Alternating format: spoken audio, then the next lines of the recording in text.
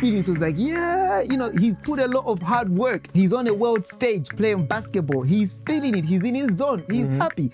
What's wrong with that? It's glamorizing violence and dominance. Because men are dominant. Because men are violent and dominant.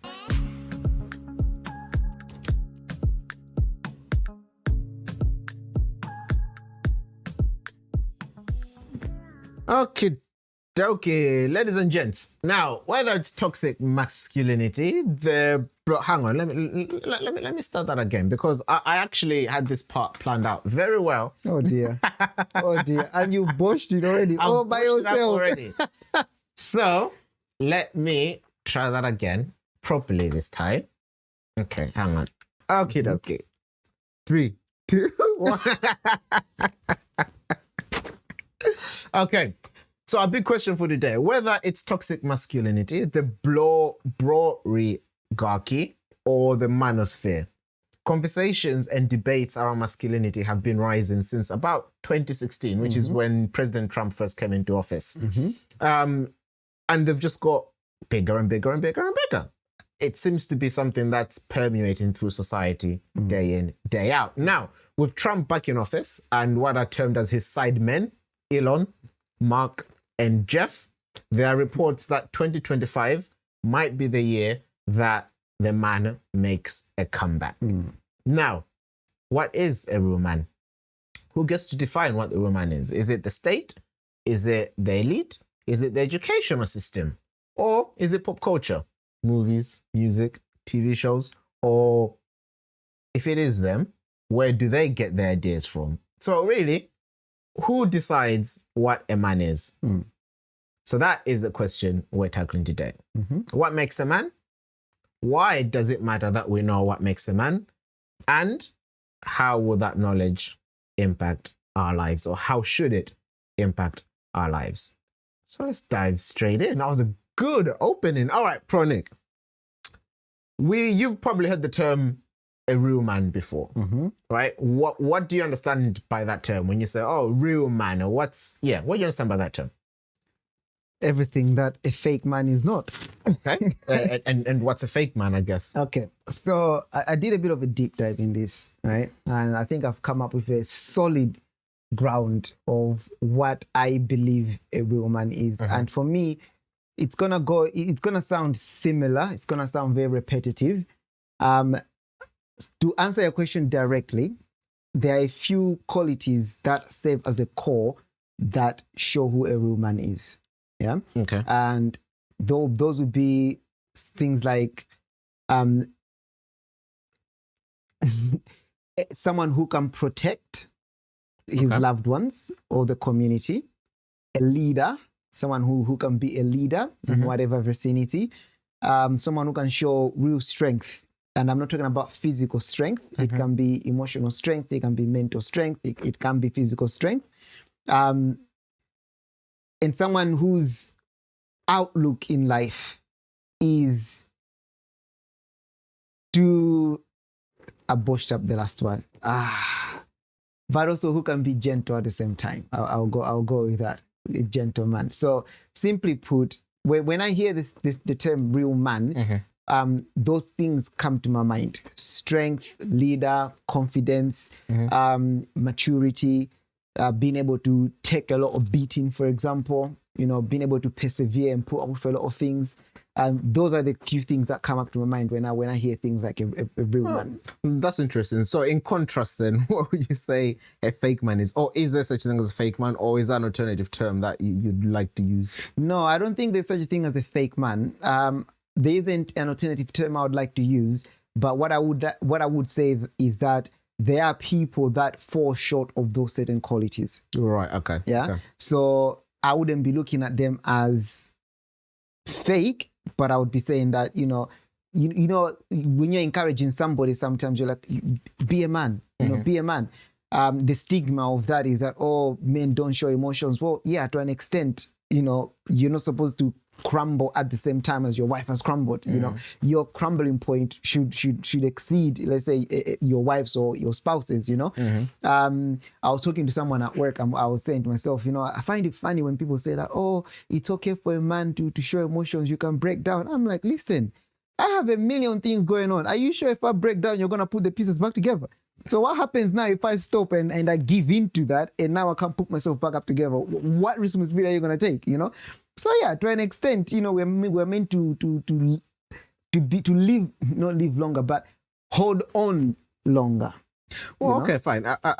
Before I move on, because I want to have a look at what I guess people who lean left think a man is, people who lean right think a man is. But before that, you said something interesting there, because you said, okay, fine, if I fall apart, are you sure you'll be able to put the pieces back together? But then that's the thing that people address, because they realize that men bottle up until it's too late, and then they break, and then it's hard to piece them back together. Not necessarily. So it's in that spirit that they say, no, yeah, men need to learn how to talk earlier, how to seek help earlier, how to offload earlier, so that they don't get to a point where it's too much, they break, and then you can't put the pieces Not together. necessarily. I mean, prevention before cure. No, is the argument. Let me put it this way. I think the world needs to realize that a man has got different ways of offloading and things like that. What the world tends to encourage, which might work for modern day men, that was never working for traditional men, for example. And by that I mean the I was about to say the unnecessary talking. By that I mean the talking. What isn't really the method that men sometimes need. And we've spoken about this before on Offbeat POV. Men by nature, they are more physical. Yeah. So certain men release stress and pressure from, let's say, for example, going to the gym and boxing a bit. You know, some will go racing, release adrenaline. You know, some will go for a jog, some will go for a bike ride. You know, some will do this, some do that. I think if I'm going to address what you've just said, it's going to be, okay, what is it that works for men? You find that out, you encourage them to do that. Yeah. You encourage them, don't bottle in, find your release method, go release. Yeah. Okay. So that's what I would say in direct response to what you're saying. Like I said, in modern day terms, you find men that have said, no, me talking did help. I'm not looking at those men any less. If it does work, it does work. But again, just going back to addressing what you're saying, that whole men holding on. Sometimes as a man, you feel like the holding on that you are holding is what's keeping the ish together. You let go, things are now flying left, right, and center. So you do need to hold on. But it is important to find a healthy release to recharge yourself, so you can continue holding the family together. Okay. All right. Holding the community together. Okay. Fair enough. I'm not saying anything yet, but let's dive into what the left think a man is. Now, this is an amalgate. Don't know why I insist on using these words that I can't say properly. Yeah. This is a compilation of views. Literally. It's a summary. Do you see how simple that was? It's a summary. Obviously, you can't paint everyone with the same brushstrokes, but of course, you speak about groups and what groups believe, you know, as a summary. So then, they're left then. So the question, the question that was asked to all three groups, quote unquote groups, is what is masculinity, right? So the left said masculinity is breaking stereotypes. Masculinity is not confined to traditional roles or behaviors. Men are encouraged to embrace vulnerability, empathy, and individuality. What do you think of that? No. Why not? You say embrace vulnerability. I'm thinking, well, what does that mean? Well, what does it mean? I'm feeling uncomfortable by that definition. I'm not gonna lie to you. Uncomfortable. That does not represent me. I'm not gonna lie to you. Okay, so let me be fair. Whoa, okay, fine. I like the it's not confined to traditional roles or behaviors. I like that aspect, because the world has come a long way. Yeah. Growth. We must have grown. We must have grown. So I'll give you an example. In the past, for example, bringing up children in the household was not necessarily a man thing. Yeah. A man will go work, the woman will bring up the household. nowadays, there's nothing more masculine than seeing, a father playing with his daughter. A father taking his children to the park. A father taking his children to school. That kind of thing. A father cooking for the family. So I agree with that aspect. I don't think any man doing household chores, a father on a Sunday not only mowing the garden but also maybe hoovering the house and things like that. There's nothing wrong with that in my opinion. And for me, that is breaking a lot of traditional views that people might have had about men. Yeah, what you might have had is a man sitting on the lawn drinking beer because he's been at work all week, and then the woman, with the little thing tied in her hair, now doing this, doing that with a child on her back. Maybe that's what people might have in their pictures. So I like that aspect of it. Men are encouraged to embrace vulnerability. I would need a bit of details on that before I can comment. Empathy and individuality. I agree with the empathy part. Again, individuality, that sounds to me like... I don't know. I'm uncomfortable with those two terms. So I need you to explain them to me before I can comment on them. I mean, I can only take them at face value. Any more, I think I'd be adding words in their mouth. But no comment on that. I'm sure it means what you think it means. Probably. Yeah. But I think it's just about... Anyway, let's crack on. Let's see what point 2... And these are the top 3 of all groups. So let's see what 2 is. So equality and feminism, right? A modern man supports gender equality and rejects patriarchal norms. He values partnerships based on mutual respect and collaboration. I think that's a distorted statement. I think it's built to deceive and built to deceive. Yeah. Or push an agenda. Push an agenda. I don't like that statement. And the reason why I'm saying that is because, again, you are implying that patriarchal is bad. And also you are implying that patriarchal means that relationships are not based on mutual respect and collaboration. Yes. So Yeah. you've pictured in your mind the worst case scenario. Go to bed, woman goes to bed. Clean, give me dishes, give me food, which is not even what patriarchal is about, to be honest with you. So no. Again, equality and feminism, the minute I saw that, I thought to myself, I'm not going to like the rest of it. All right, fine. Well, let's have a look at number 3 then. So the third one is emotional awareness. Men acknowledge and express their emotions freely, seeking mental support when needed, and fostering healthy communication. Oops. And these are the top 3? For those that lean left, yes. These are the top 3 elements of what makes a man.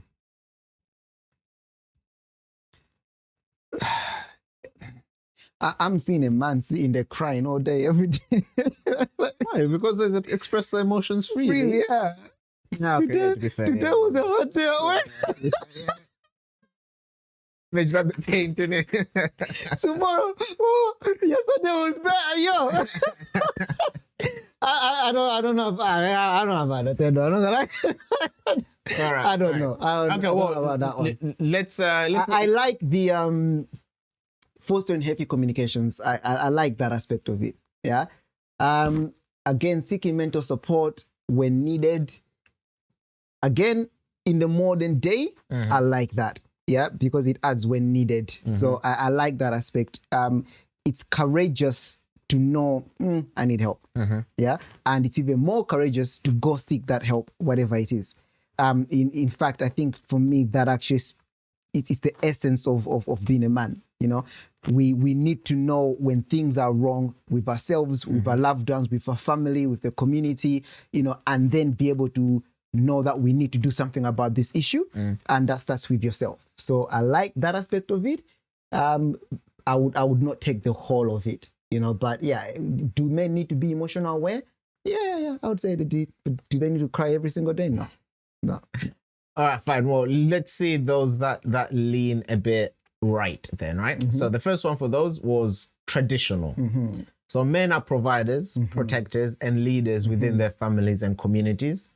Masculinity is about embracing these roles as a duty and an honor.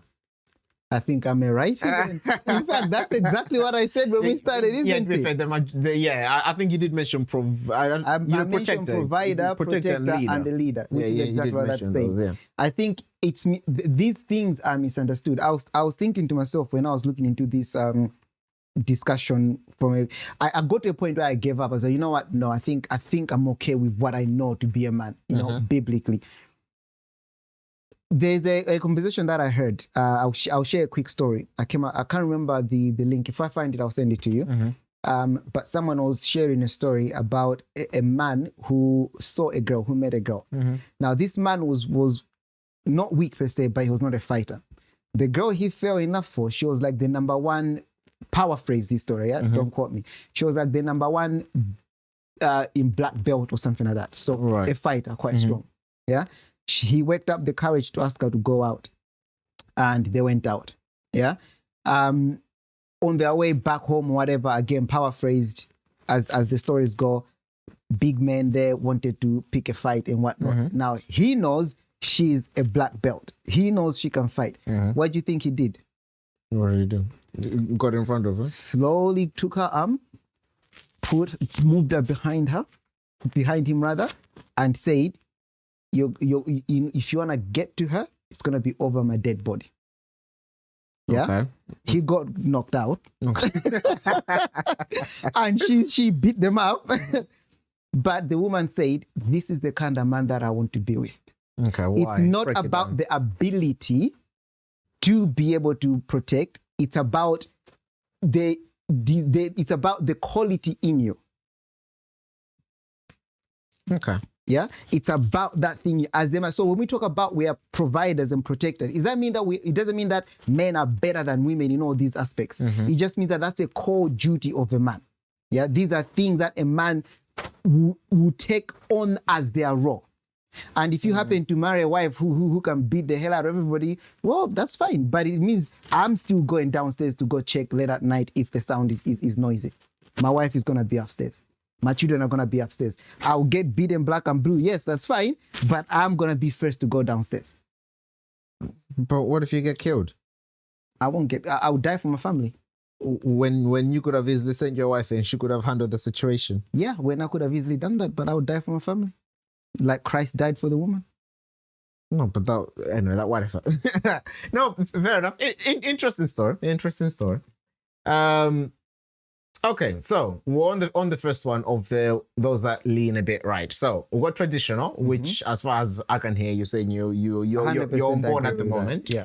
Let's have a look. 2 then, strength and resilience. Emphasis on physical, emotional, and mental strength. Men face challenges, overcome adversity, and maintain self-discipline. 100%. Let me talk about the last one, self-discipline. Let's look at all these men that are out there fighting, beating people, shooting people, stabbing people. Lack of self-discipline. Let's talk about, these men, let's say, for example, that are out there cheating on their women or abusing their women or whatever. Lack of self-discipline. You see what I mean? So let's go to overcome adversity and challenges. Life is tough. We need to fight to get to be where we need to be. We were talking with your father-in-law, for example, his story of how he got the family here. That was not, people must have been looking at him foolish. We are going back to what, early 2000s? Where are you going? And then the story that happened when they got stuck in South Africa. Where were you going? We told you. You saw what I mean? Yeah, 100%. And this way, going back to the your say aspect, remember one of them said that ambition, vision. Yeah. Now, let me clarify this. This doesn't mean that the woman has none of that. I think the mistake, people think that we just have a woman who's just there, none the wiser. No. We're talking about a man. A woman can even be more than that and support as a unit. That house is going to be on fire.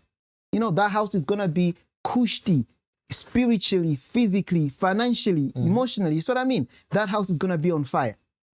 I could talk about all day about all those things. Let's talk about emotional and mental strength, for example. Yeah, very important one. Very important one. Like I said, it doesn't mean that you don't reach a boiling point, but it means that we have the ability to be able to safeguard our partners first, our children first, and then we can in turn look back at our partners and then they can safeguard us after the fact. Yeah, we've gone through the storm. We're on the other side. Yo, babe, that was tough. That was tough. You know what I mean? Let me shut down for a bit. Yeah, 100%. I'm a righty on this one. Okay. All right. So the third tenet of those that lean right, thinking what a man is personal responsibility. 100%. And they mean takes accountability for one's actions, self-reliance, and the importance of hard work to achieve success and provide for others. 100%. 100%. Self-reliance, again, everything in moderation. I think one of the key things that we need to realize is that no man is an island.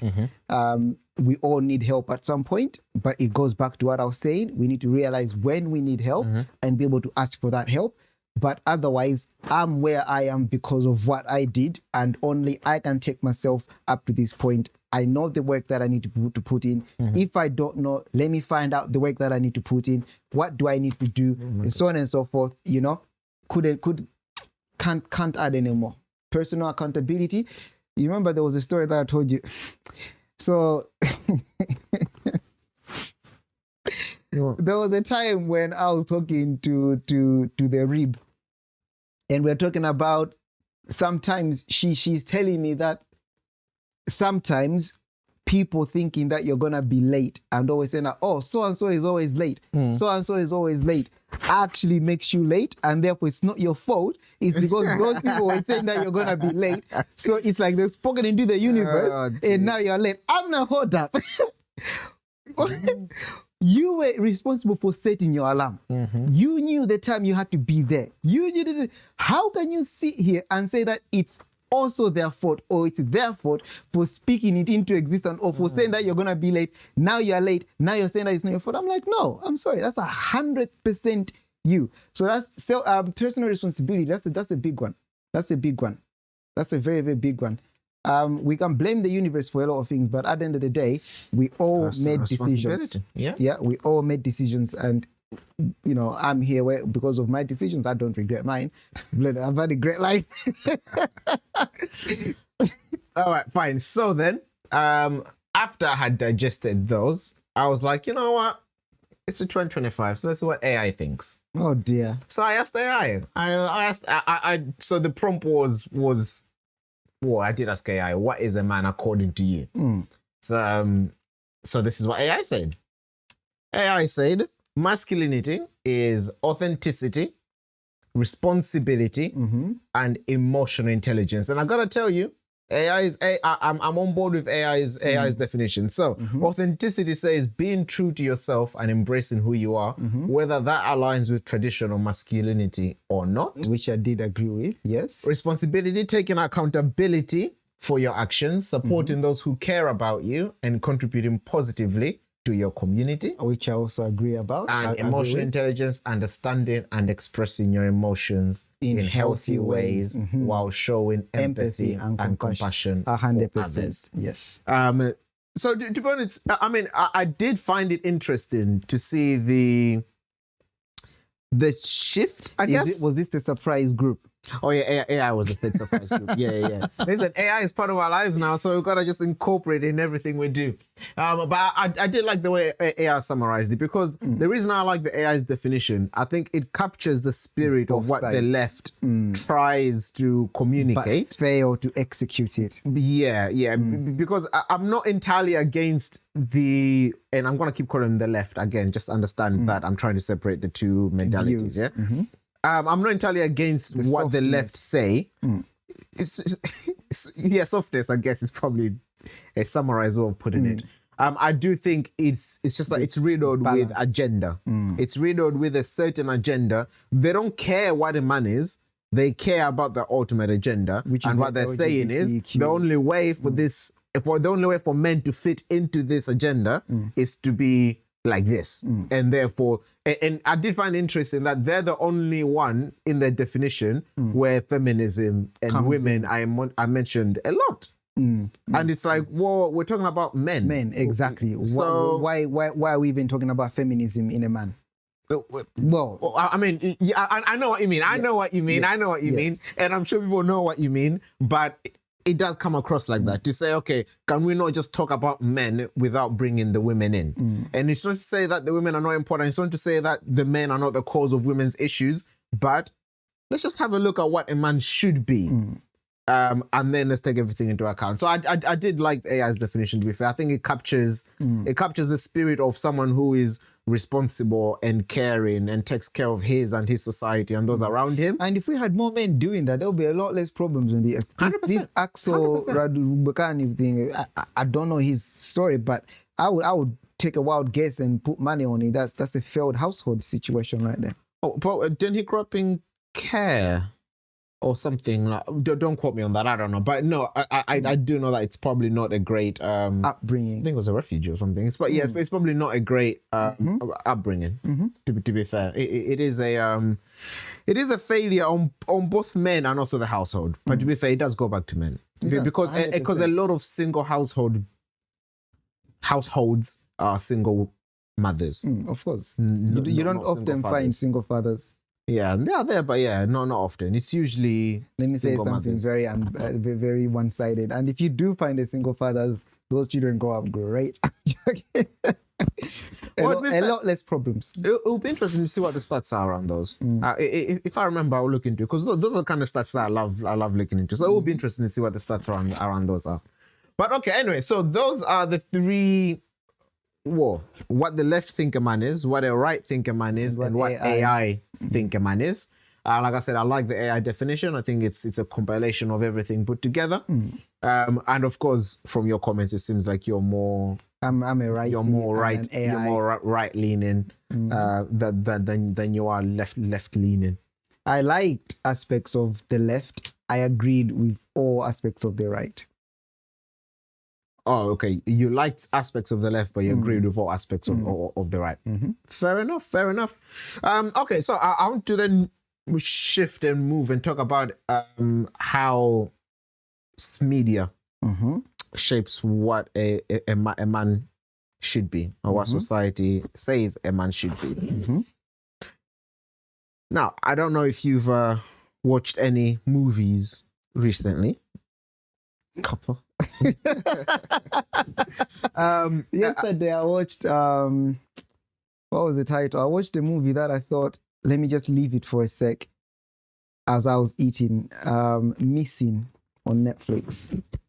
Missing? Is that a movie or a series? There are two of them. I've seen both the series and the movie. This one is a movie about a teenager who is tech savvy, and then her mom goes missing. Yeah.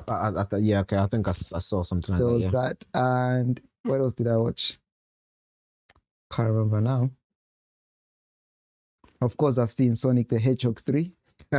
No. The only reason I was asking is because so really quickly, just as a summary, the recent movies you watched, how were the men portrayed in that?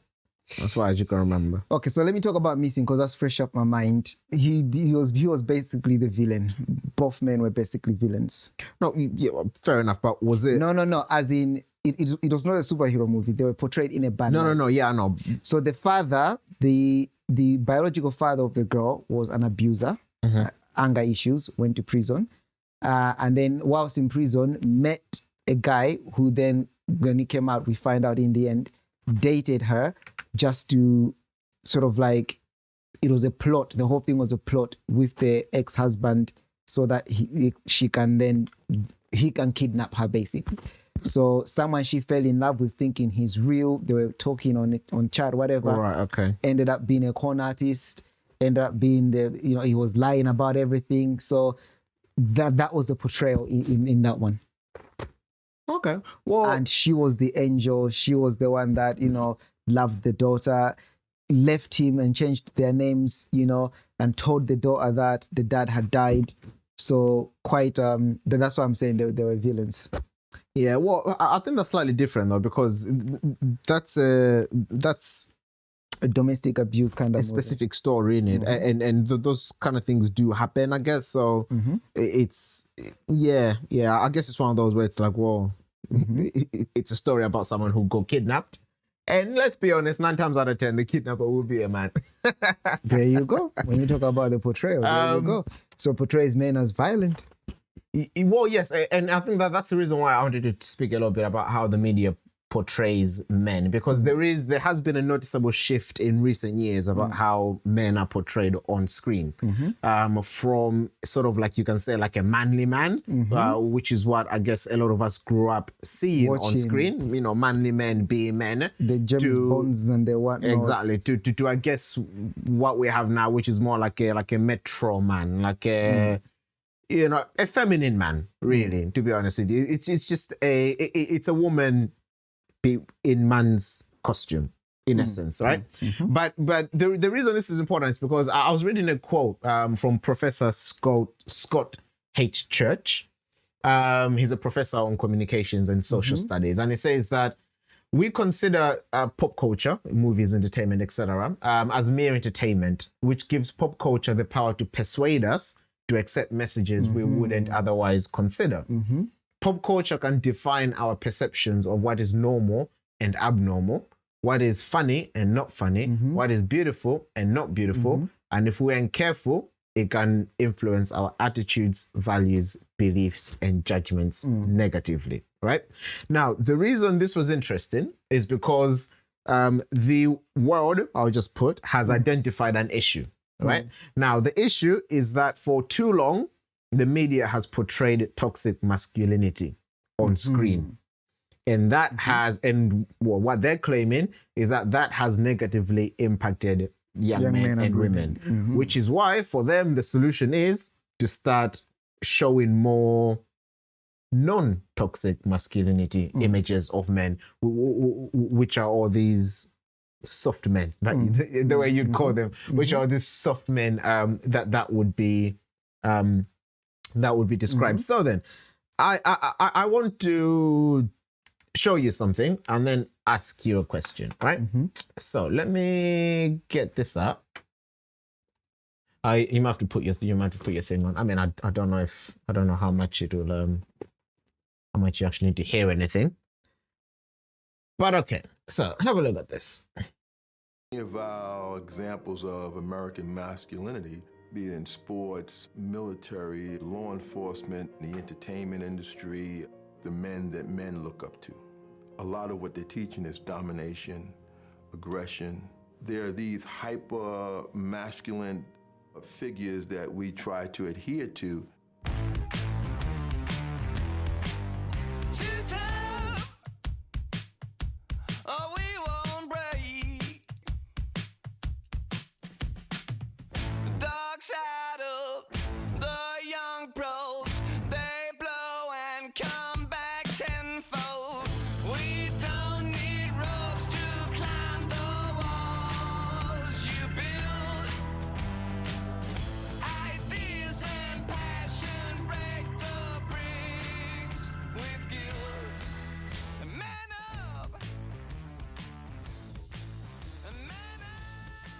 Okay. What do you think? How did you feel watching that? I guess is my first question. I feel empowered. I feel like I feel like I'm ready to go to the gym and lift some things up. I feel like I'm ready to tackle my problems. I felt heard and seen. I felt connected. Heard and seen. I felt like, yeah, come on.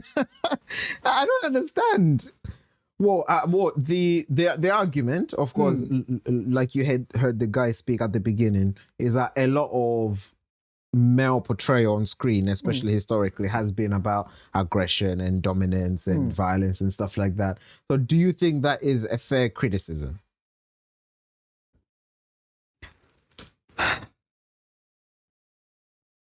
No. Okay, let me break them down a little bit. Let's take the war movie that we saw, for example, the clip that it came out. Let's take a typical war movie, yeah? Who are you seeing at war? Men, of course, carrying gun. It's a war. You're fighting a war, you need to win, yeah? It's a movie about war, so of course there's violence and there's aggression, yeah? Do you know what I found interesting? In all those clips that we saw, there was not a single woman there. Oh, yeah, because it's about men. Exactly. So it's like a world apart from women. What? Yeah, it's a world apart from women. It's a world outside women. So it's like. What do you mean by that? So what I mean by that is that, okay, fine. Take men, put them on a different planet and lead them to their devices. That's what we're doing.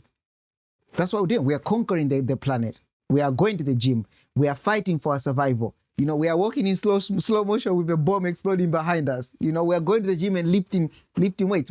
That's just men. We're just doing us men. Where if there's a need for protecting people in a violent way, we will step up to it. If there's a need to protect people, let's say like the Rockies in a ring or whatever, we will do that. You know, if there's a way, I saw one of a basketball player, you know, he scored a nice basket or whatever, and his feelings was like, yeah, you know, he's put a lot of hard work. You know, he's on a world stage playing basketball. He's feeling it. He's in his zone. He's happy. What's wrong with that? It's glamorizing violence and dominance. Because men are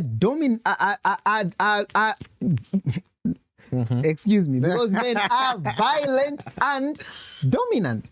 But then that's the issue that has been identified, and that's the issue that modern media is pushing back on. Because let me ask you this. Let's do this. Let me ask you this. Why is that violent? Okay, so take me for example.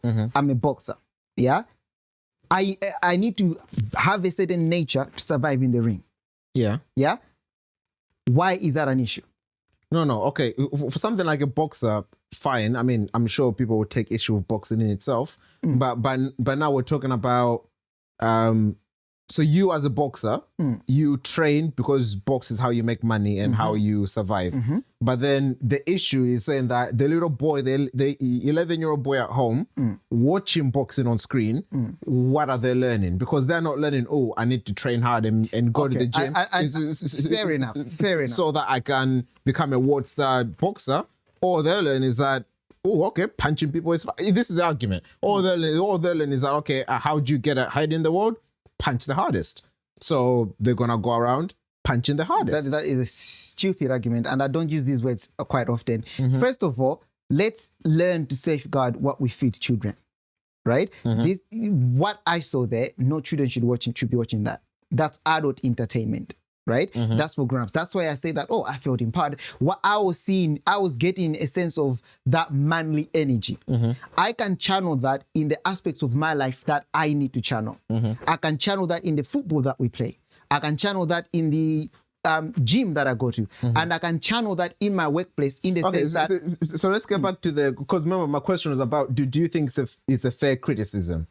So if you don't think it's a fair criticism, tell me why you don't think it's a fair criticism to say so for example, that was just an example of a compilation of, I guess, what they consider to be quote unquote toxic masculinity. So glamorizing dominance and violence and, you know, aggression. So that's their argument to say that's what this media does. It teaches young boys that aggression and dominance and violence is the way forward. In fact, can I ask you a question? What does it teach men? It teaches I'll concede to the fact that it teaches young boys that. What does it teach men? Well, the argument will be the same. Because these men because let's be honest, but... So are you saying to me that we're going to have to stop producing war movies? We're going to have to stop producing fighting movies. We're going to have to stop producing movies about spies and MI6 and CIA and things like that. All movies now should be about men standing in a coffee shop. Because unless if we are getting rid of that genre altogether, what we need to do here is understand that, one, that is entertainment and it's not for children, it's for men. And if you are watching that and your takeaway point is to go home and start punching people, well, then there's something seriously wrong with you. What should be your takeaway point? That is good entertainment, showing men who have trained to protect their own in the movie, depending on the movie that you're watching. It's like watching Mufasa, the movie that came out, Mufasa. You know, that young Mufasa went through a lot to get back to his family. You know, that's a good story of courage, of strength, and he had to fight. Okay, so I'm not understanding. So the claim or the issue is that the toxic masculinity portrayed in those examples, so we're talking about violence, domination, aggression.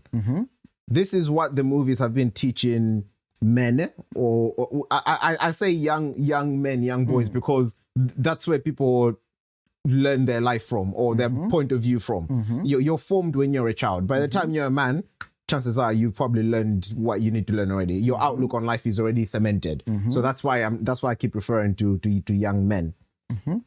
So it teaches them that dominance and aggression. And in fact, I want to read a quote that this Jackson Katz person, a social theorist, said. He says he conducted interviews with young men, towards the bottom there.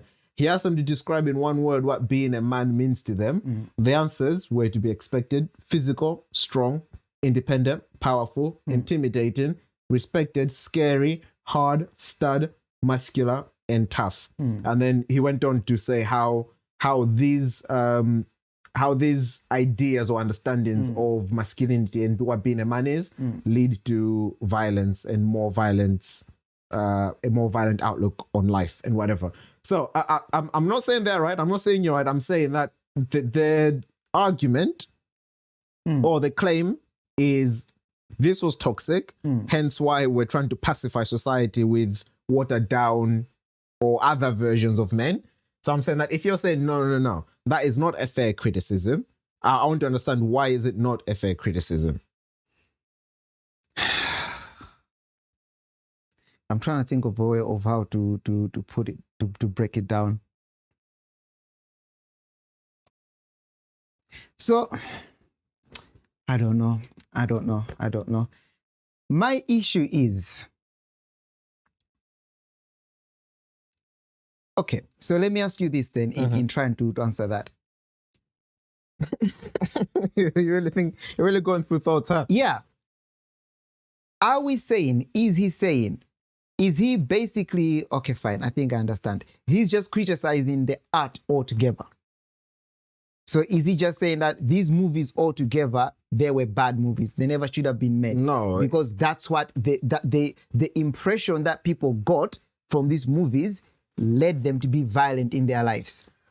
So he's making a direct connection between the art we've seen movies and basically young men's lives, basically.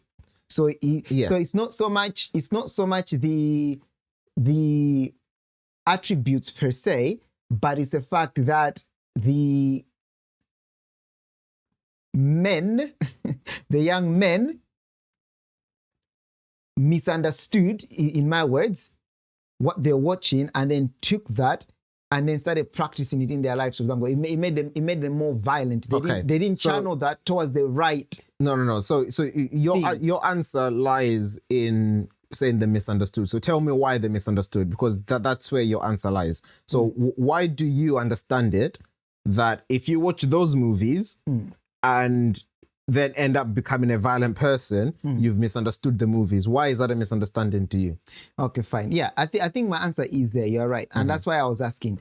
And the reason I was saying that is because I will change my answer a little bit. I will say that, fine, if it's about criticizing, for example, let me put it this way. If we were talking about LGBT movies and stuff like that, yeah, and then one was saying that these movies has influenced the society to be more accepting, or to turn all of them to which to is think, the case, to think being gay is okay, being transgender is okay. Would I say there's a direct correlation between what the media has been showing and the society's response? Yes. So if that's what you're saying, then that's why I'm changing my answer a little bit. I'll say that that's yes. the case. Yeah. That's what the argument. So that's my first thought. But then the misunderstanding point of it is coming from, I am responsible from what I take or what I consume, basically. Yeah.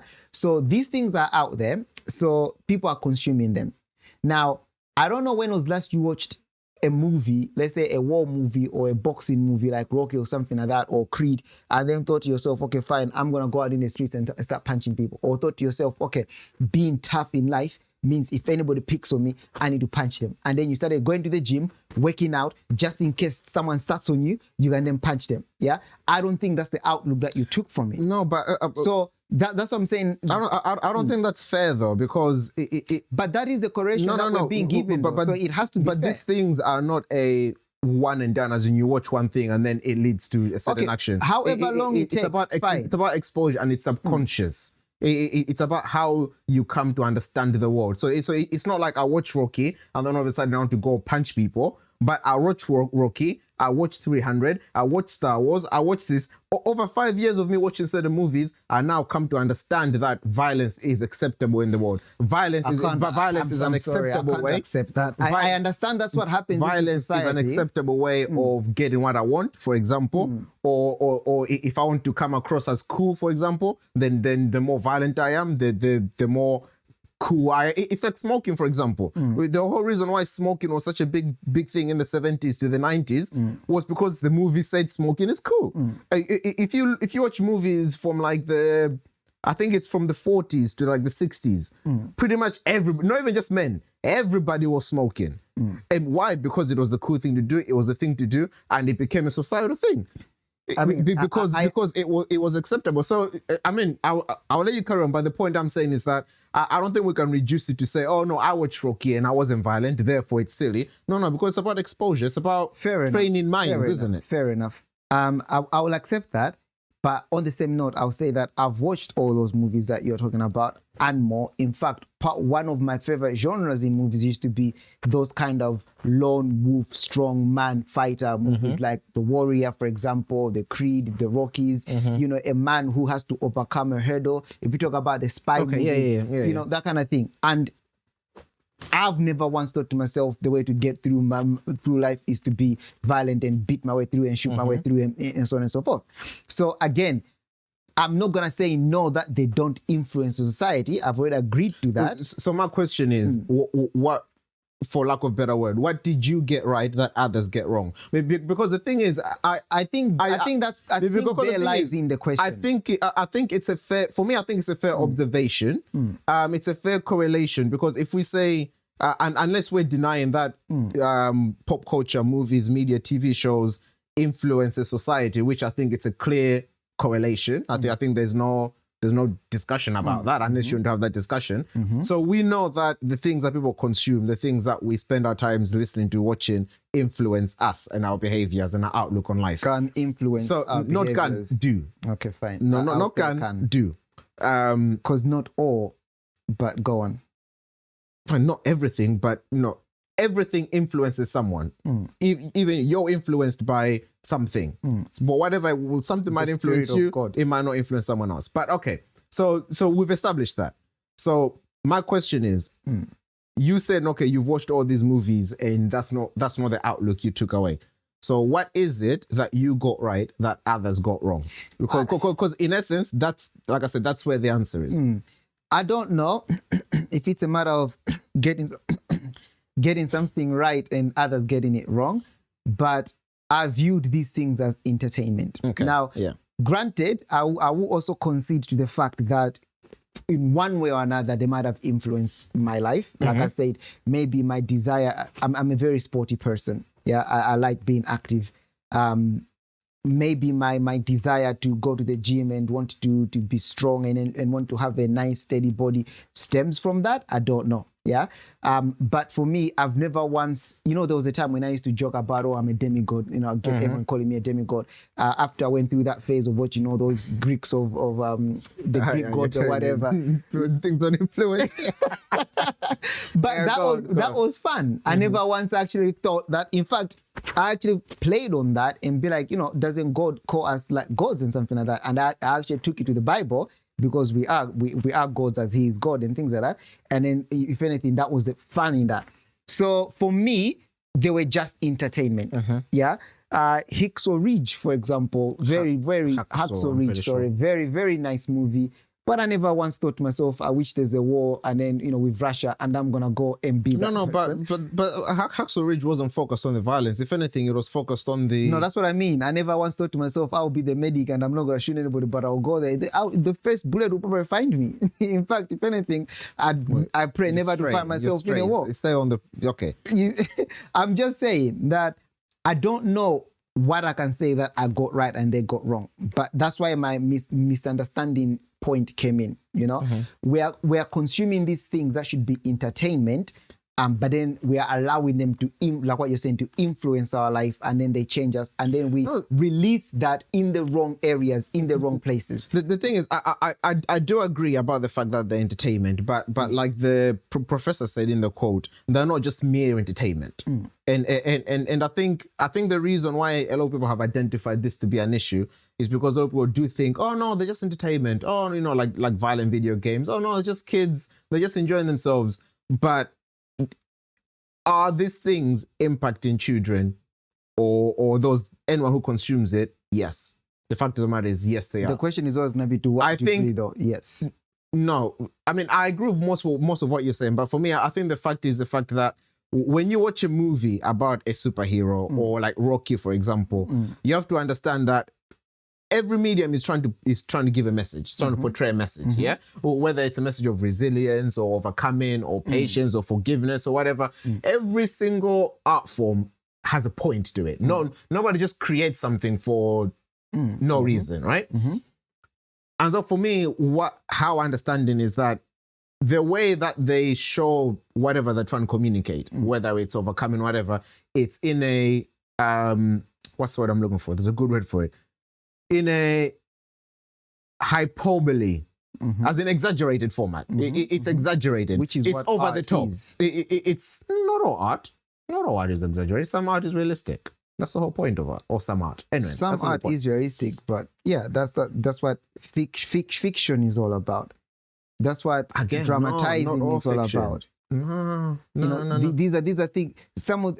Again, I've never once thought to myself that if I jump out of the plane, I'll be busy there fighting somebody, pull my parachute at the last minute. I feel like you're trivializing the issue, and I feel like that's what's annoying me. Because self-discipline. No. What are you, man of mouth? Because the thing is, I'm not disagreeing with what you're saying, but I feel like your approach to it is trivializing it, and therefore it makes me want to disagree with what you're saying. But it's the art of argument. No. I don't necessarily disagree, but at the same time, people who are so, for example, if someone is saying no, all the movies have led men to be more violent and whatnot, they're not saying they saw Tom Holland jump out of a plane and now they're thinking, oh, let's go jump out of a plane. That's not the point. But they're saying that they've seen 200 people jump out of the plane. Now they think they can jump out of the plane. So I've accepted the fact that it's not just on a solo movie. It's not. That's the thing. It's not about jumping out of the plane. But for example, it could be an element of risk. For example, so in a situation where they should exercise caution and they should do a bit more risk assessment, they're a bit more, because of the exposure, they're a bit more risk tolerant in a way that they shouldn't be. So in the same way, for example, in the same way what you explained about how movies nowadays, if you watch any movie from the past year, they will definitely have a gay couple or an LGBT person or whatever. To try to all that's doing is telling society that this is okay. Normal now. This is okay. A child isn't gonna watch. A child isn't gonna watch one thing. You just remembered me. Another one that I watched yesterday. Knock at the Cabin. Isn't that like an old movie? No, 2023. Knock at the Cabin. Is it relevant?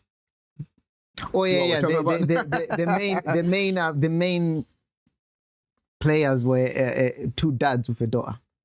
Oh, okay. Well, I mean, you're just emphasizing the point I made, but thank you for the addition. You're welcome. I appreciate it. But the point is, it's not like a child is gonna see one scene of two girls kissing and all of a sudden, oh, I'm gay. No. But obviously, enough exposure through enough time. If let's say the family or them were anti-gay, it could maybe slowly move to, oh, I'm still against it, but let them live their life, and then slowly move to, well, whatever. And then before you know it, there's nothing wrong with it. And then before you know it, now you're an advocate. Gay as well.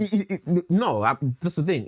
The point isn't to turn them gay. It's about a messaging. So for them, it's just to say that this is normal, this is acceptable. No, I think if the point is ending there, I've considered to that point. And I think I put it best when I made the example with what you've just said, the LGBT in the movies and the impact that's got on the society.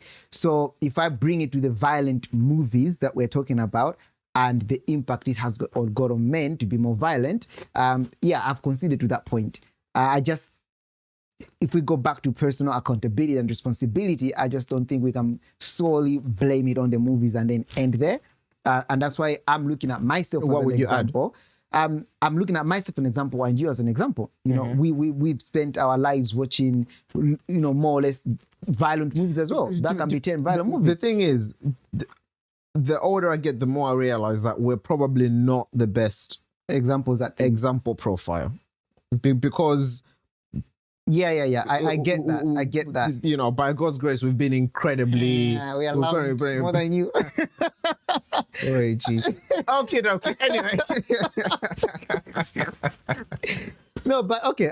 What matters is that I've considered to that point. I just think going on the definitions of what we're watching, I think there's a lot more to it. You know, I think if we are going to stop at the fact that, okay, fine, let's just blame the movies and take responsibility from the people themselves, then we are doing this discussion, then we're doing the world a disservice. Yeah.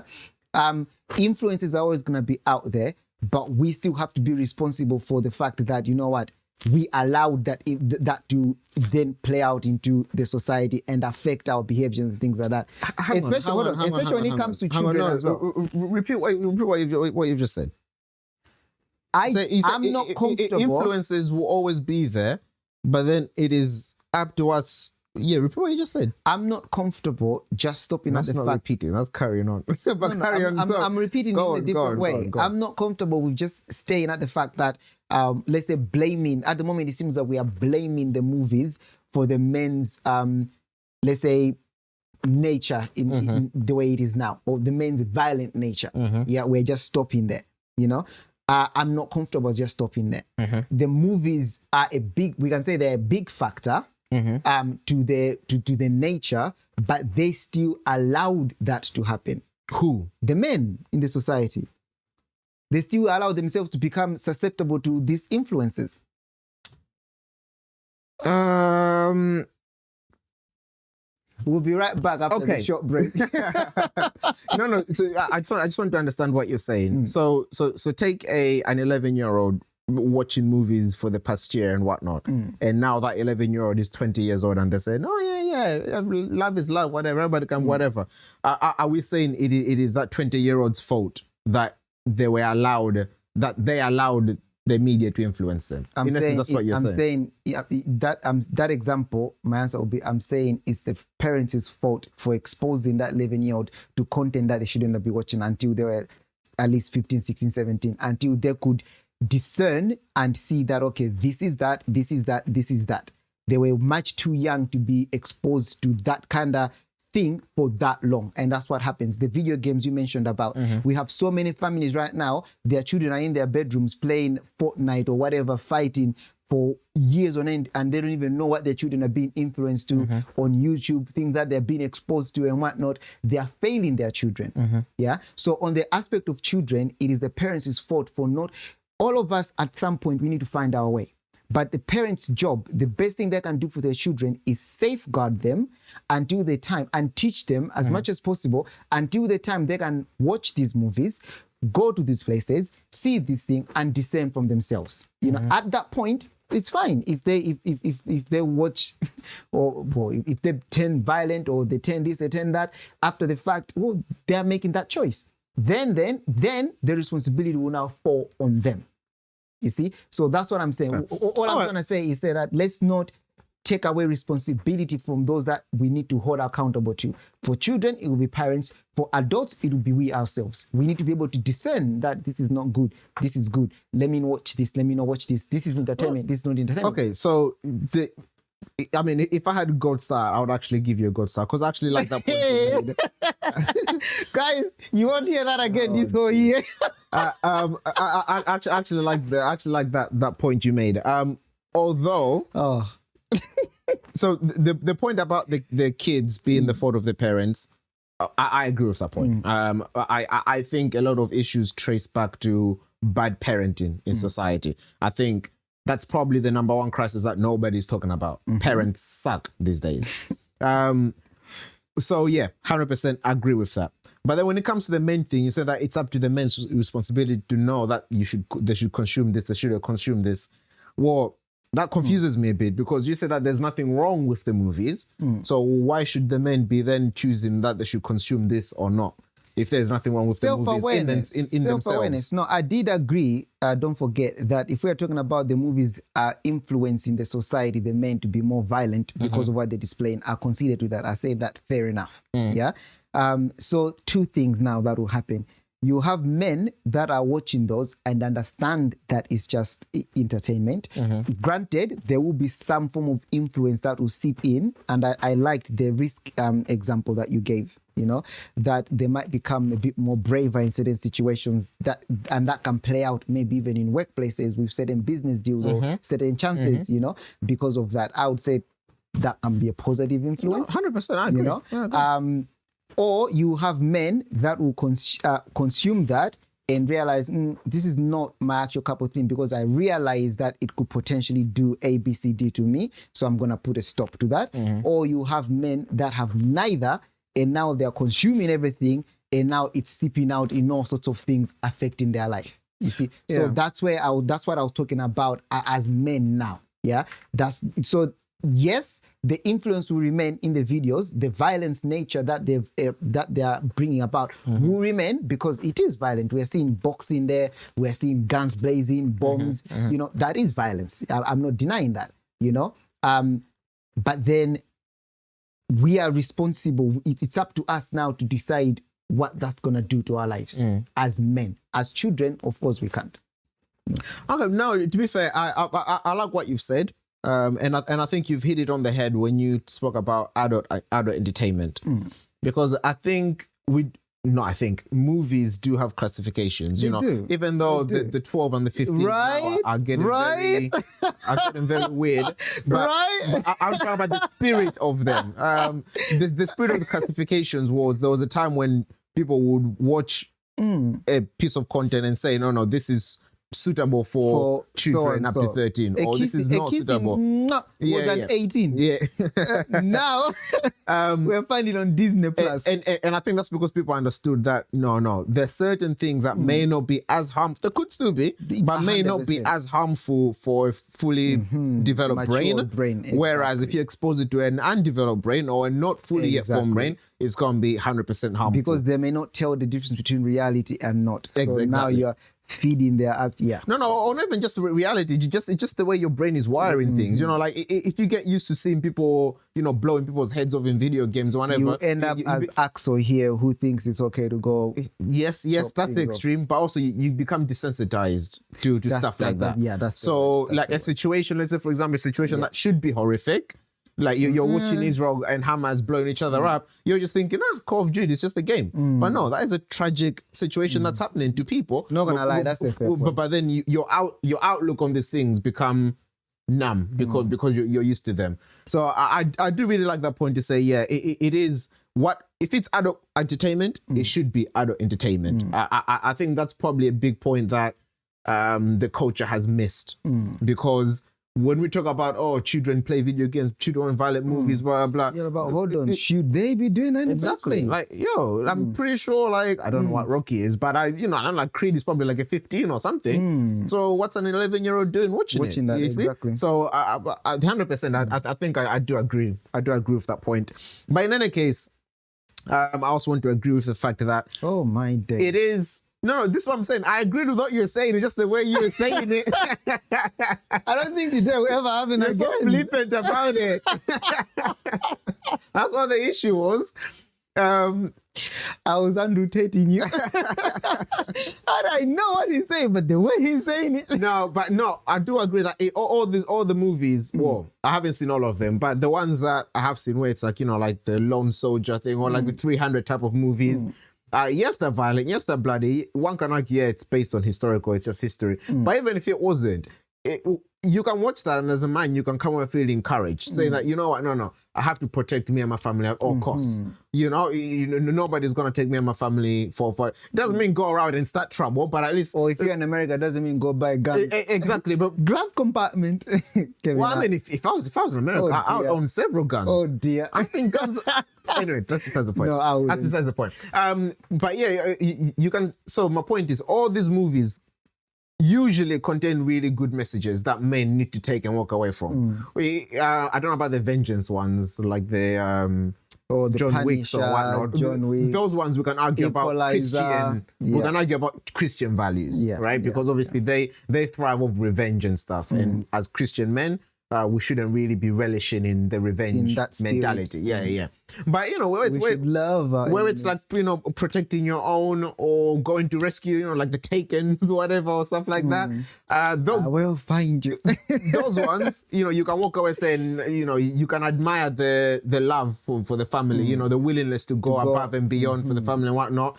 Which you can. And the understanding that doesn't mean get a gun and go start shooting. That's what I was people about to say. Which you can relive in a different way that suits your in your life. life. Which you can relive in whatever your life is.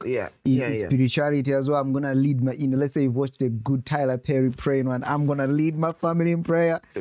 On the other side, yes, exactly. It's stuff like that. So I do agree that when it comes to entertainment, you do have to exaggerate things a little bit. Yeah.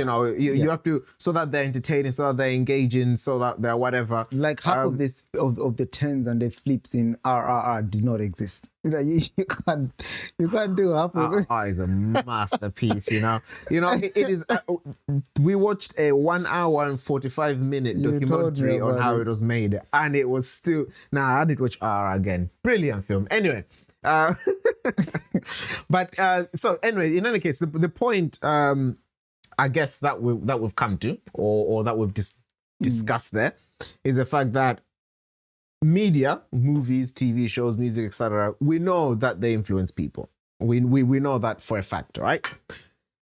I think, as Pro Nick highlighted very astutely, first and foremost, everything has to be age relevant, age appropriate.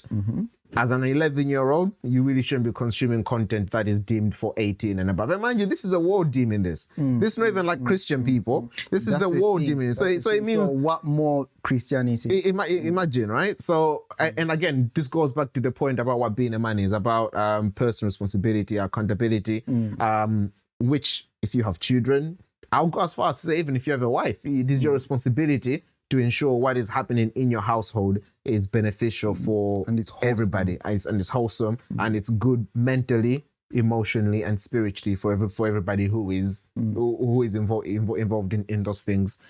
So I think that's fair enough. Now, whether the change to more soft, modern Ken type men, like Barbie and Ken type men, whether that's going to... I still haven't watched that. I don't intend on. But I don't know if it's going to stick. Only because the majority of men, I feel like, will watch it and they just won't resonate with it. Exactly. It will be foreign to them. It will be strange to them, because the reason these movies work is because they appeal to what's innate in man. They appeal in the innate they're attributes. that thing. Yeah, exactly. So, men want to be protective. They want to be enduring. They want to go through hardship and come out on the other side successful. We love that stuff. Sitting there on a sofa, crying into a pillow. Maybe not. Maybe not so much. Maybe not so much, but it remains to be seen. It remains to be seen. But in any case, we're going to bring it to a close. I don't know if you want to add any closing remarks.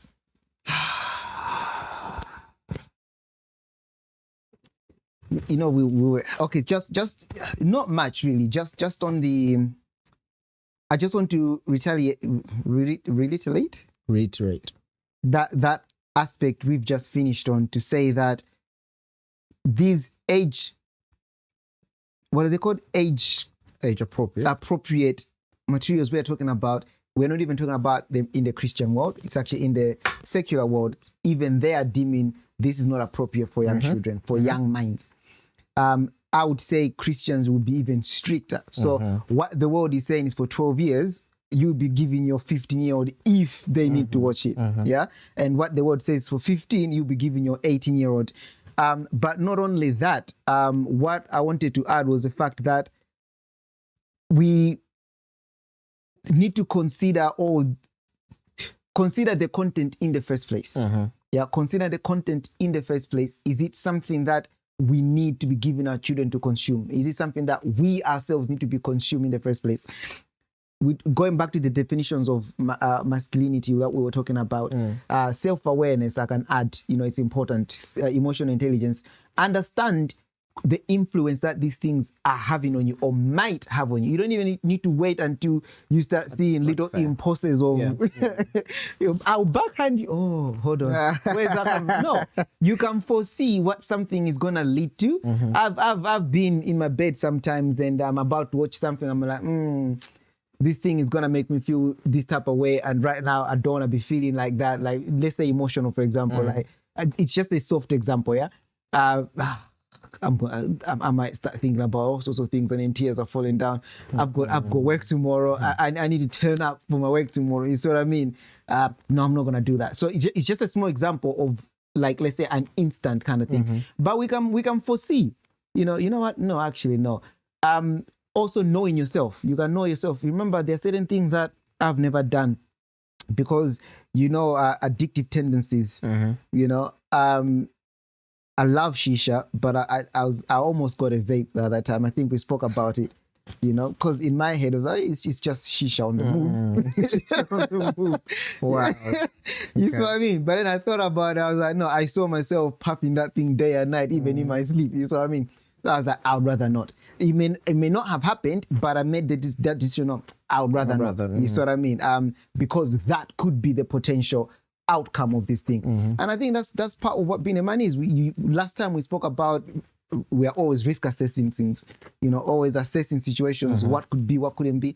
We can also do that with these kind of things, potential outcomes of feeding certain habits or feeding on certain items or feeding on certain content, and think to yourself, nowadays I'm trying to stop myself from consuming shorts. I do love them. In the AMs I'll be sending you shorts and laughing to myself. Now I'm like, no, but I'm building a pattern. You see what I mean? Even if I've got 4 hours to sleep and then I have to be up at like 6 the next morning, I'll probably sacrifice those 4 hours with 1 hour of just, you see what I mean? And it might just fly by. I'm just 2. So now I'm like, no, just 2 will turn into 3, it will turn into 4, it will turn into an hour. So I won't even go for that one anymore. That kind of thing. Again, a small example just to make that bigger point that let's be more intentional as Christians with the content that we're consuming, realizing the impact that they are having on us, might have on us in the long run, and our children and our wives and the community.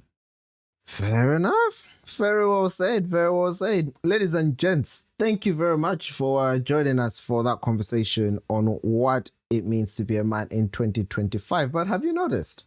There is one big piece of the puzzle missing that we haven't even delved into yet. Of course, what does it mean to be a man according to the Bible, which is, of course, the book where I guess our standard of life comes from, and really what it means to be a man. We should get our understanding from that. So join us next week when we shall dive into what it means to be a man according to the Bible and all the implications that come with it. And of course, how that either agrees to what society views as a man or how it challenges what society views as a man. Okay, ladies and gents, my name is Chin. I've been joined by my co-host Pronic. Thank you very much for joining us. Listen, if you enjoyed the conversation and you would like to support the show, I guess, then give us a quick thumbs up. Give us a like. Let us know that you enjoyed it. Leave your comments below. That would be great. If you really want to support the show, then feel free to share it with someone that you think might enjoy it as well.